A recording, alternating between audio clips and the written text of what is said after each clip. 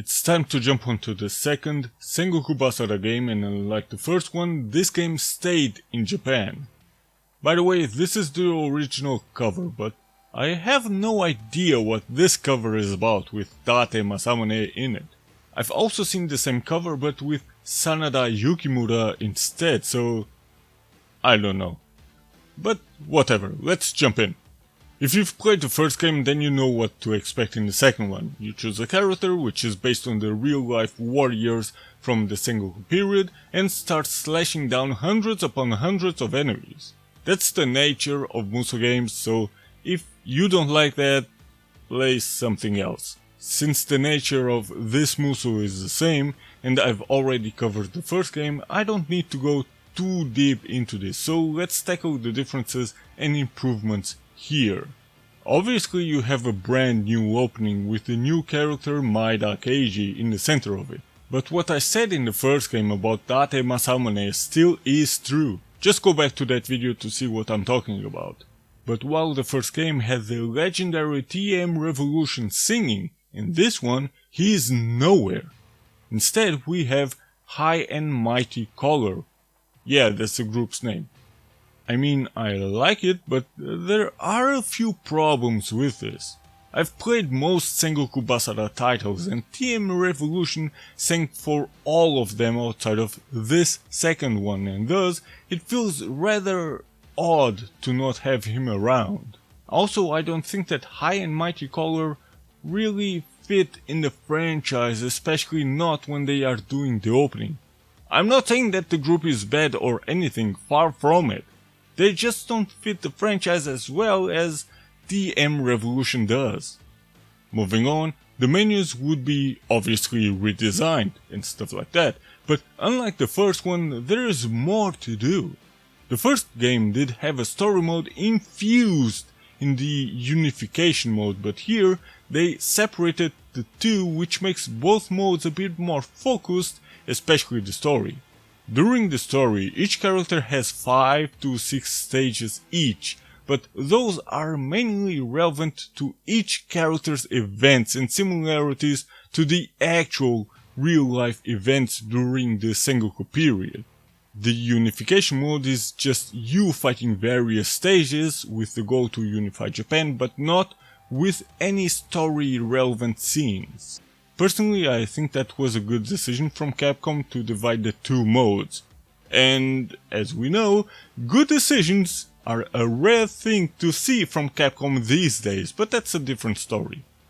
There's a free mode where you fight in whatever stage you want, the collection option with all the information about the characters, voice samples, music tracks, sequences, etc. And I love when developers include these collection things. It just makes the game more personal and transparent.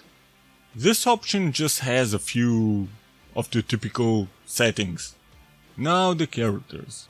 One thing I found disappointing is that the characters are displayed in 3D, and while they look good, the first one had far more personality with the 2D drawings.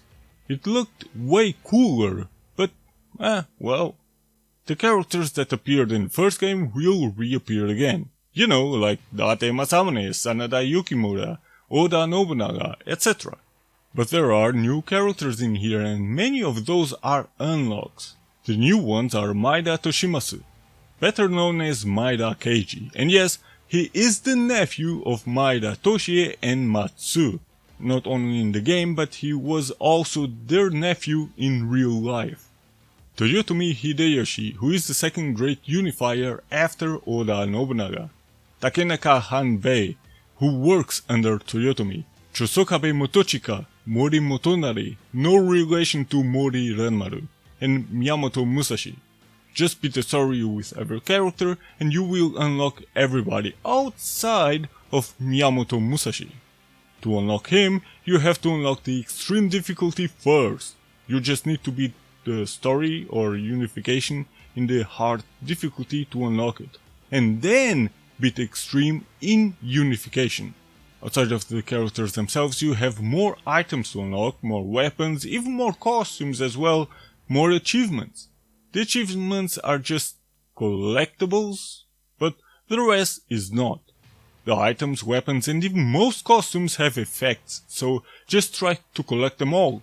Many items you will find in the stages themselves, but others can only be bought in the shop. Some weapons can be bought in the shop, but others have conditions you have to fulfill to unlock them. And one really nice touch is that all changes will be visibly noted throughout the game. Visually the game actually looks better than the first one, and while some stages still have that fade in effect, most will not. Or at least it seems that way at first. In some stages, Capcom just added a background to hide the fade in effect, and it can look really sloppy at times.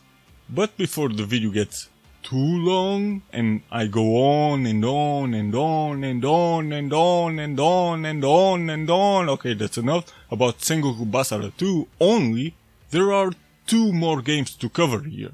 The first one is the expansion, Sengoku Basara 2 Heroes. They added a few new stages or modified the old ones slightly, added more weapons, new menu designs, a few new costumes, new characters, and clearly went back to the drawing boards because the characters are all in glorious 2D again. Even the opening goes 2D, which is awesome. Well, this character's select menu looks a bit too much like a typical fighting game like Street Fighter or something, but it's fine. In this regard though, I still prefer the character select screen of the first one. The controls in the second game were improved compared to the first one, which were already good, but Sengoku Basara 2 Heroes tweaks it a bit more to feel slightly more responsive and slightly more natural when you do combos. Now the characters. Outside of the ones they added in Sengoku Basara 2, in 2 Heroes they added even more. Huma Kotaro, Oichi, which is the sister of Oda Nobunaga, Azai Nagamasa, Hojo Ujimasa, Honganji Kenyo, Imagawa Yoshimoto, Katakura Kojuro, and Tokugawa Ieyasu, which is the third and final great unifier. All of these are unlocks, but not all get a story. In fact, only Katakura Kojuro, Azai Nagamasa, and Oichi get a full-fledged story, while the rest gets, well, nothing. So keep in mind that Sengoku Basara 2 does not make the previous game obsolete. If you want the full experience, you still need to play Sengoku Basara 2 to see the story of, for example, Date Masamune, Toyotomi Hideyoshi, etc., because they won't have a story in Sengoku Basara 2 Heroes. Well, outside of 4 exceptions. The only thing that will happen is that some characters will have a side story to expand their own stories from the previous games. But then again, only 5 characters will have these. Date Masamune, Sanada Yukimura, Maeda Keiji, Chosokabe Motochika, and Fuma Kotaro. These side stories are a lot shorter than the main story events, so it's really just an extra. Personally, I think Capcom could have added side stories for all characters, but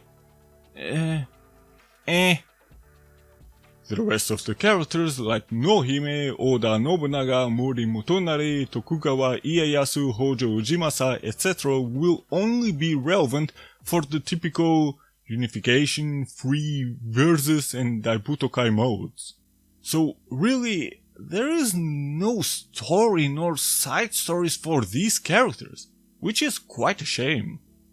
This time around though, you can change the characters on the fly, at least in the Daibokutai mode, which is something you could not do in the previous version. You can even do that with the second player as well, but since I am a loser, I play by myself. Also, one final major thing they added are these. These allow you to get extra cash or even items, and while it's essentially a game of luck in a way, it makes grinding for cash a bit easier. So again, Sengoku Basara 2 does not makes Sengoku Basara 2 worthless. For the full experience, you still need to play both. And yes, if you've played and beat Sengoku Basara 2, all characters that you've unlocked and all their levels will be ported to Sengoku Basara 2 Heroes if you have, of course, a save file. Finally, there's also a hard-to-come-by PS3 HD version.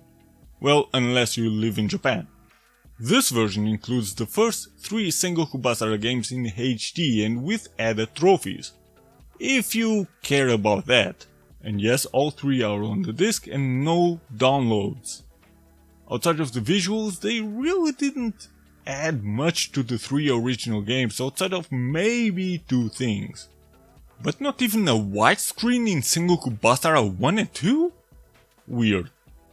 In Sengoku Basara 1, the difficulty seems to have been increased slightly compared to the PS2 version and the opening of Sengoku Basara 2, while visually exactly the same as the PS2 version. The music now is not from High and Mighty Color, instead it is from TM Revolution. Maybe Capcom lost the license to the group or something? I don't know. But honestly, it's actually better this way because TM Revolution is an important part of the franchise. And before somebody goes, that wasn't TM Revolution, that was a band, Abington Boys School. I know that, but the singer of that band is TM Revolution.